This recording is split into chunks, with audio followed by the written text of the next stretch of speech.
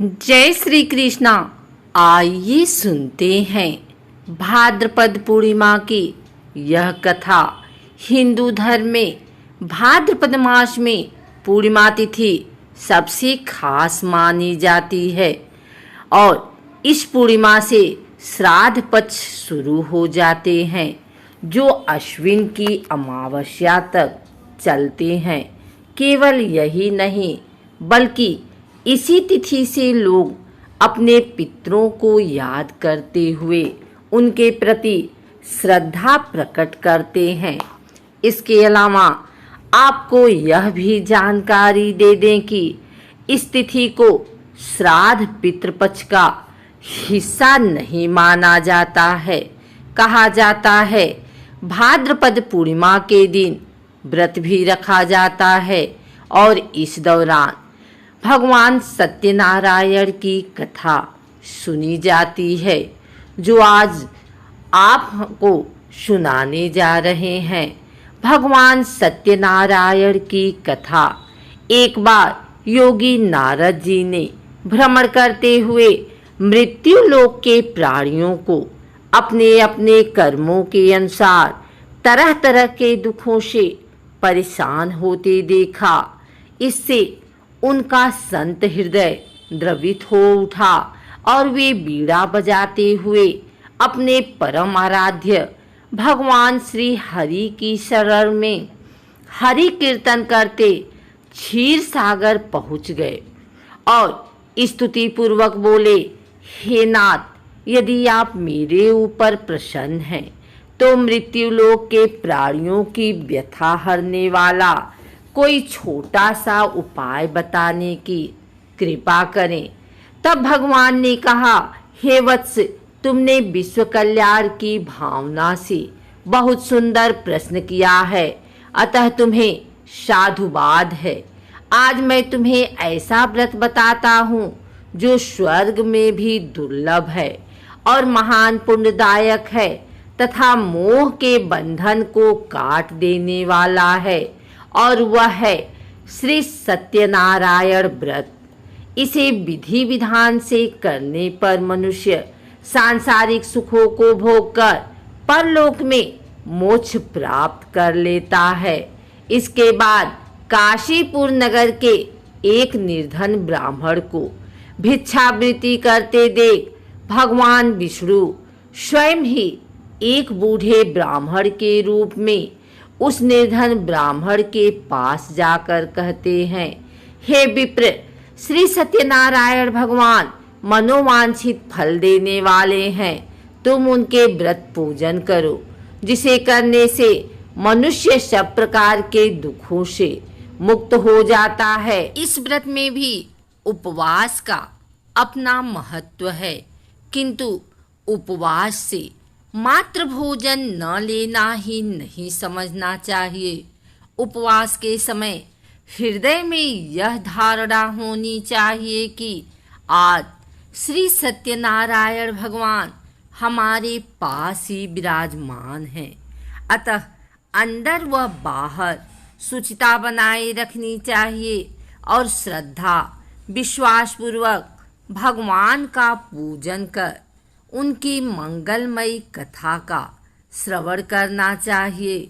सायंकाल में यह व्रत पूजन अधिक प्रशस्त माना जाता है।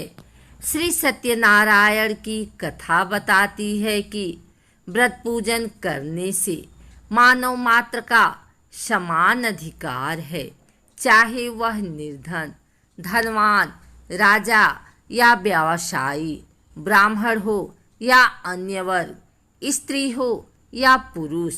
यही स्पष्ट करने के लिए इस कथा में निर्धन ब्राह्मण, गरीब लकड़हारा, राजा उल्कामुख, धनवान व्यवसायी, साधु वैश्य, उसकी पत्नी लीलावती, पुत्री कलावती, राजा तुंगध्वज एवं गोपगणों की कथा का समावेश किया गया है। कथासार ग्रहण करने से यह निष्कर्ष निकलता है कि जिस किसी ने सत्य के प्रति श्रद्धा विश्वास किया, उन सब के कार्य सिद्ध हो गए।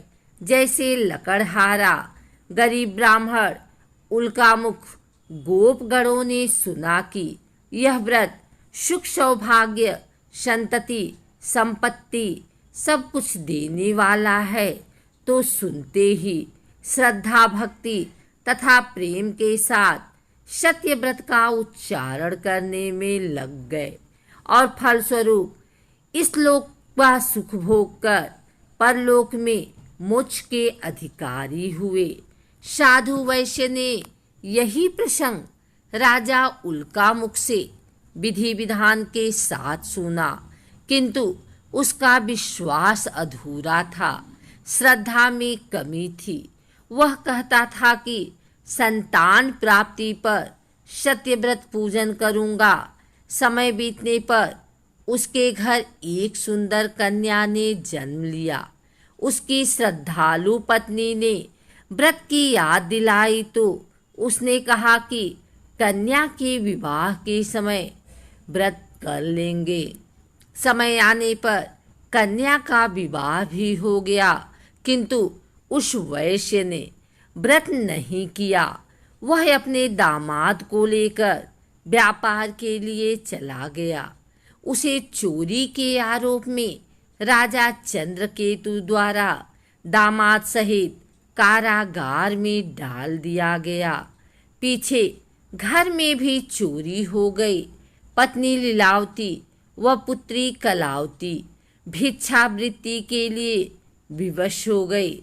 एक दिन कलावती ने किसी विप्र के घर श्री सत्यनारायण का पूजन होते देखा और घर आकर माँ को बताया। तब माँ ने अगले दिन श्रद्धा से व्रत पूजन कर भगवान से पति और दामाद के शीघ्र वापस आने का वरदान मांगा। श्रीहरि प्रसन्न हो गए और स्वप्न में राजा को दोनों बंदियों को छोड़ने का आदेश दिया। राजा ने उनका धन धान्य तथा प्रचुर द्रव्य देकर उन्हें विदा किया। घर आकर पूर्णिमा और संक्रांति को सत्यव्रत का जीवन पर्यंत आयोजन करता रहा।